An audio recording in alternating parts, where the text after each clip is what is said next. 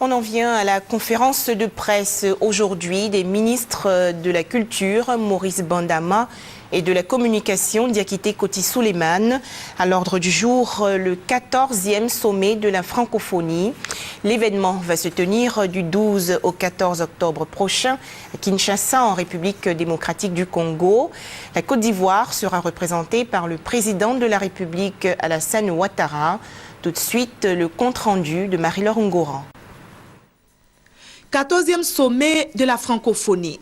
La Côte d'Ivoire, invitée à prendre part à la rencontre des chefs d'État et de gouvernement des pays ayant le français en partage.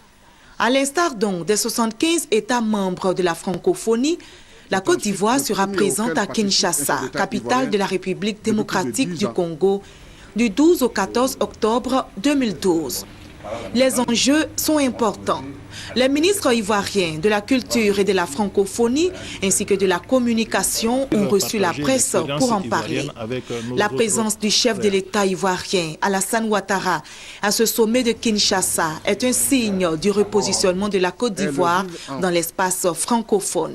Depuis plus de 10 ans, la Côte d'Ivoire n'a pas été à ce sommet au plus haut niveau. C'est-à-dire qu'on n'a pas eu, depuis le président André Konan Bédié, un chef d'État qui a participé à cette rencontre des chefs d'État de la francophonie.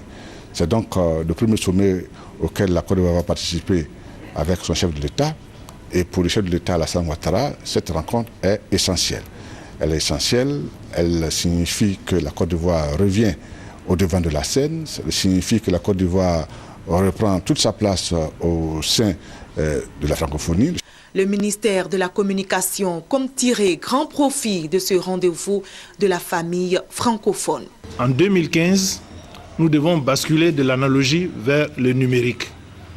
Beaucoup de pays ont pris des retards.